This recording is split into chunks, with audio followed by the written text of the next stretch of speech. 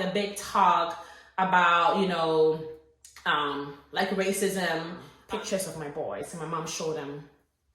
And her response was, wow, I'm gonna have some of these kids, right?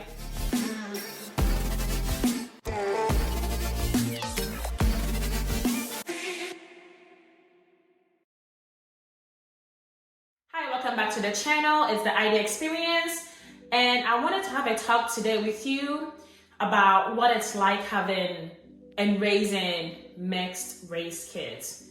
I'm gonna start with a story, okay? So my mom was with this lady who just had a baby, beautiful little girl, and they were talking about kids. So my mom had mentioned, well, she does have grandkids. So this lady wanted to see pictures of my boys, and my mom showed them. And her response was, wow, I'm gonna have some of these kids, right? These kids. Which, when she told me, like, she was feeling some type of way, because it was like, well, you just have a beautiful daughter. What do you mean by I'm gonna have some of these kids? And her point was she wanted to have a light-skinned baby, like a mixed race baby, which I'm like, wow, like it's almost like a trend, I guess. People have made comments like that, like, oh, it's a trend to have a light-skinned baby, which is like so strange to me that it is a trend. How, I don't know. It's really strange. Regardless, I just wanted to talk about my experience from a mother's perspective of what it's like to have mixed race kids. Now, just so you know, I just got out of the shower, so I'm just kind of getting ready for work. And this is what's going on, okay? So kind of bear with me while I do this, while I talk to you. For starters, I have not raised any non-mixed kids, but I'm the older sister, so I help raise my little brothers.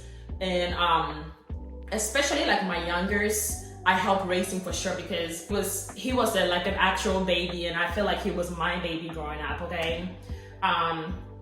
But from raising my brother to raising my kids, except for the fact that that's my brother and my kids, there's no real actual difference raising them wise. Now, there's a few challenges though as a mother. So I'm from Ghana. My husband is from the United States, right? He's from Texas. As a mom, there's always this challenge of, my kids, like, are they gonna understand and know their identity, right?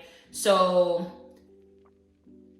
I feel like my boys are a little too young. I have a 6 and 3-year-old to understand, colorism and all that. They do know for sure that mommy is black. They know that daddy's white, and they know that they're brown, or they're like a mix between mommy and daddy. Or they have not really like honed down on it, like, this is like, I don't look exactly like mommy, I don't look exactly like daddy. My oldest though, he loves being like that black guy, and it makes me happy for him to know this, like, hey, you can just go make friends and not actually see colors. So my 6-year-old, he doesn't really, he knows that there's different colored people, but he doesn't really like pick and choose. He just makes friends whoever he makes friends with. But he will tell me, oh, hey, I have this friend and he's my color, and I have this friend and he's not, stuff like that. So he does notice it, but I don't think he understands, like, what's actually going on. But I feel like as a mother, it is my job, especially being from Ghana, to educate my son about where he's from, because that's all I can really do, like, to prepare him. Because he's gonna get, I know I live in the United States, right? So he's gonna get a whole bunch of the history and all that about like America and all that stuff. But it's very important for me to know, for him to know where my kids are from. Whenever I take him to Ghana, like, I expose them. I take him out. We go out, and I make him like meet his family members. As you know, they all have Ghana middle names, so it's definitely something that, you know, I take pride in, because I feel like it's my job to do that and teach him where he's from. Take him there, teach him the culture, teach him the food, teach him the language. It's very, very big for me as a parent.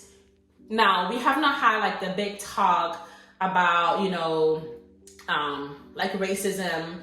It's something that I know is gonna be coming and you have to talk about it. But right now, I think a big thing for us is just talking about, I guess, just being safe and speaking up, right? So, you know, in a setting where like he feels like something is not being fair, or he feels like he's being, you know, not treated fairly and stuff like that, like I'm just teaching him how to be safe about it, how to speak up for himself and speak up for what's right, and speak up for other people if they feel like they're being wrong. So I don't know, it's a challenge, especially these days. I feel like a lot of kids are not very nice, so you have to do your part to prepare them for whatever the world has to offer. It's important for them to know their identity, to know to not discriminate against people, because I always feel like a lot of these things, when it comes to like racism and all that stuff, it really starts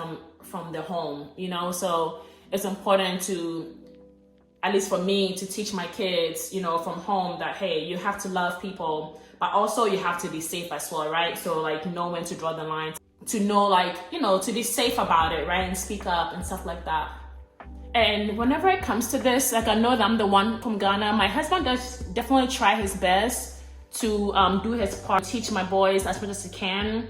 My mom definitely plays a big role. Whenever she comes to visit, she makes it a goal to really teach these kids the culture. Like she would literally like sit my boys down and she'll make like banku and okra and like feed them the food. And she would try to like grab my little one on her lap and feed him kenke. She's trying to tell me, hey, Ida, you should make some shito and don't make it too spicy, and feed these kids this food so that they know what's up, you know? So I'm like, yeah, like, I don't know. I definitely take pride in that. And I know that no family is perfect. Nobody is perfect.